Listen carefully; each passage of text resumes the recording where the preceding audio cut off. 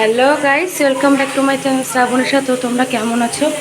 দেখো, আমি নতুন বাড়িতে শিফট হয়ে গেছি, তো রান্না বসিয়েছি। তো নিরামিষ রান্না করবো, বেগুন ভাজা তুলে দিয়েছি, আর এদিকে প্রেশারে ডাল দিয়েছি, মটরের ডাল, চাল কুমড়ো দিয়ে রান্না করবো, আর পটল আলুর তরকারি করবো। এখনও সেভাবে গোছানো কিছু হয়নি গাইস, তাই কিছুই হয়নি। দেখো, এগুলো সব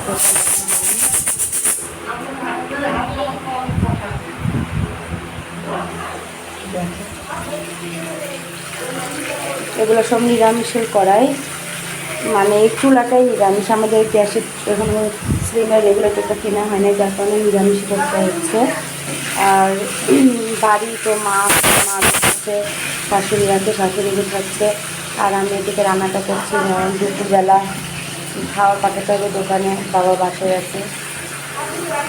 খারাপই লাগছে, বাইরে দিয়ে আসছে, কী করবো, এখন নিজের বাড়ি থাকতেই হবে, কিছু করার নাই।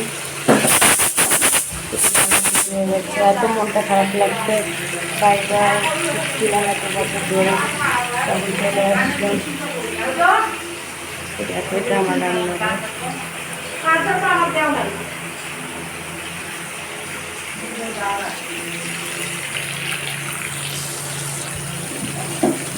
আমি ননস্টিকের করে রান্না করছি, প্রচুর ভালোই লাগছে রান্না করতে। বাড়ির পুজোর মধ্যে একটু সকলের জন্য করে রান্না করছি। আরও গোলাপ দিয়েছে, সব পাওয়া, এগুলো আরও আছে। তো ভালো, তো ওগুলো করার মতো রান্না করতে ভালো লাগছে না, ওগুলো করার মতো, রান্না করার মতো শান্তি নেই। এগুলোকে দেখো ভাজা ভেবে করতে পারছি না, ওই চেষ্টা করবো, আমাকে শিখতে হবে। সেখানে পটল দিয়ে আলু দিয়ে তরকারি বসিয়ে দিয়েছি। দেখো কালারটা মনে হচ্ছে অতিরিক্ত ঝাল হবে। আর এই যে ডাল সিটি হয়ে গেছে, কিন্তু চাল কুমড়ো দিয়েছি, তো সিদ্ধ হয়ে গেছে চাল কুমড়োটা। তো ওগুলো সব পরিষ্কার করতে হবে। তোমরা দেখো, এটার মনে হচ্ছে অনেক ঝাল হবে, বুঝতে পারছি না। নিরামিষ খেতে কার না ভালো লাগে, আমার তো অনেক ভালো লাগে। তোমাদের কার কেমন লাগে অবশ্যই জানাবা।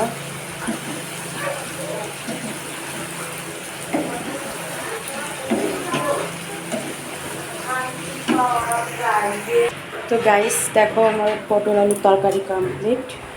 এখন আমি ডালটা সম্বার দিয়ে দেবো। সজনে তেজপাতা দিয়েছি, শুকনো লঙ্কা দিয়েছি, জিরা দিয়েছি, আর দুটো এলাচ দিয়ে দিয়েছি, দুটো লবঙ্গ দিয়ে দিয়েছি, ওনারগুলো বড় লবঙ্গ আমি দিয়েছি, মটরের ডাল।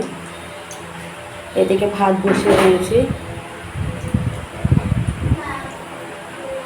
এদিকে বাড়ির অবস্থা দেখো, সব গোছানো হচ্ছে, এখনো কমপ্লিট হয়নি। বাবাও গুছাচ্ছে।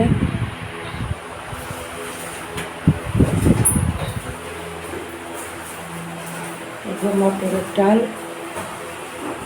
চাল কুমড়ো দিয়ে।